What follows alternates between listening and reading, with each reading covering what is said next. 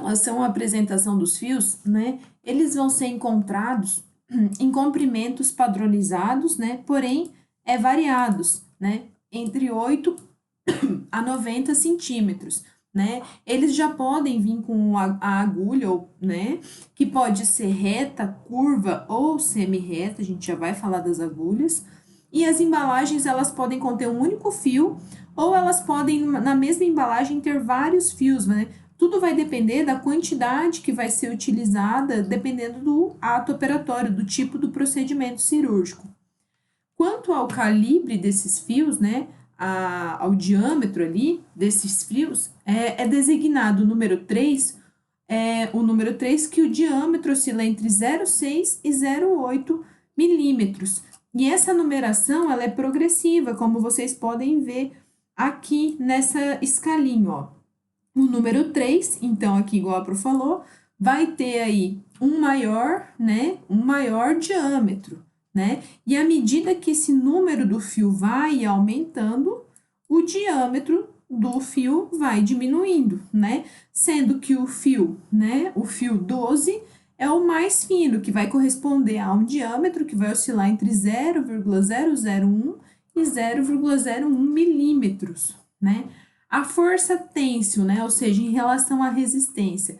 Os fios, né, inabsorvíveis, falando em fios inabsorvíveis e absorvíveis, né, os mais resistentes são os inabsorvíveis aço e poliéster, né, e daí à medida que a gente vai pulando a linha aqui, a gente vai tendo fios menos resistentes. Em relação à resistência dos absorvíveis, o poliglactina e o ácido poliglicólico são os mais resistentes. À medida que vai descendo a linha aqui, a gente vai tendo os menos resistentes. Olha só, o catgut cromado e o simples, né?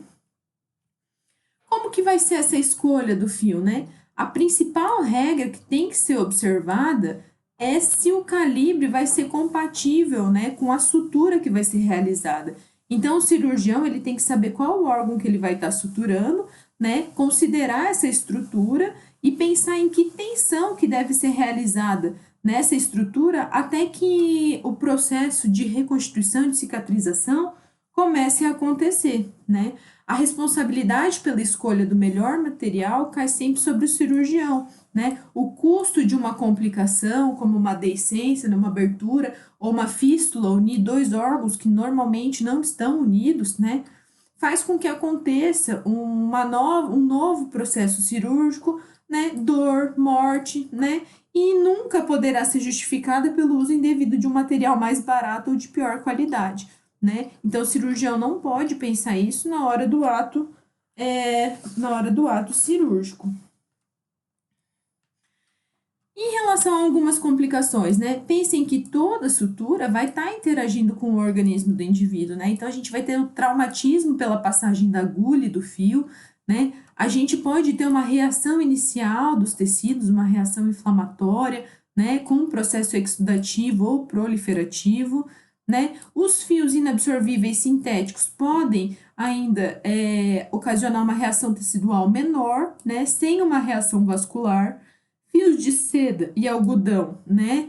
Pode ter uma perda da resistência têncil, tá? Poliéster e seda, uma sutura mais compacta, forma-se uma cápsula fibrosa. Fio de nylon e polipropileno, né? Pode ter uma reação inflamatória discreta.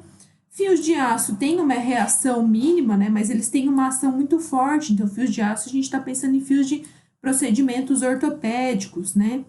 A gente ainda tem que ver em relação ao tempo de absorção, né? Escolher uma boa marca, que tenha um bom calibre, que tenha boas condições para ser utilizado, né? E o órgão, ele tem que estar, né? O tecido tem que ter uma condição biológica o mais favorável possível, tá? E a gente ainda pode ter como complicação um processo de infecção.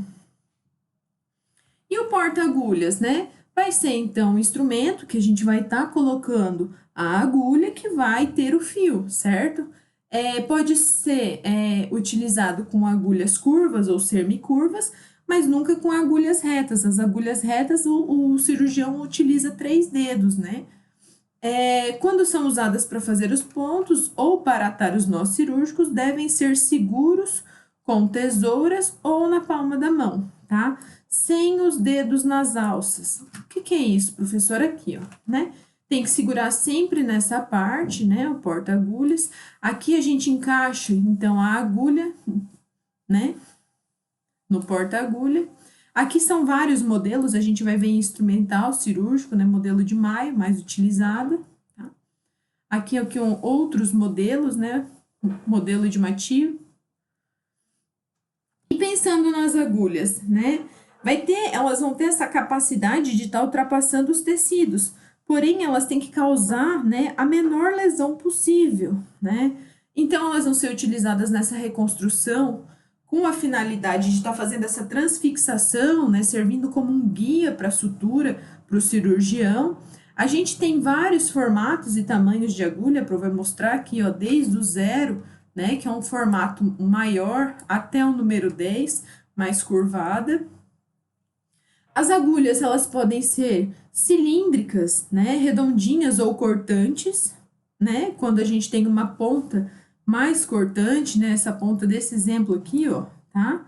E elas podem ser retas ou curvas, né? A gente pode ter uma agulha tradicional reta ou uma agulha curva, né? Ela apresenta 3 partes, que seria a ponta, o corpo e o fundo, né? A gente tem a ponta, o corpinho dela e o fundo, tá? Onde vai encaixar o fio. Aqui são os modelos, né, de agulhas, né?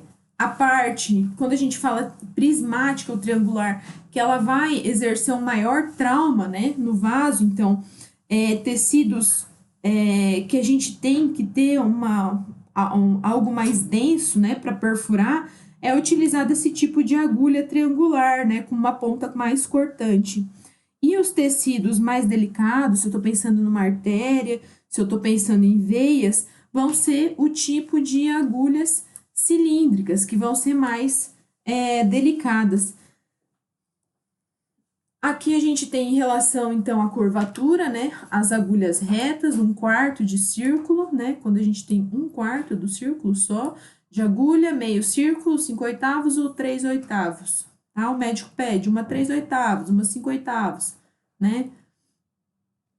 Aí, só para pensar em relação ao fio cirúrgico, a técnica empregada ao se usar o fio, ela é tão importante quanto a própria escolha do fio, né? Então, o profissional, ele tem que estar bem capacitado, ele tem que conhecer os tipos de fio, conhecer o local que ele vai estar utilizando, que vai estar sendo realizado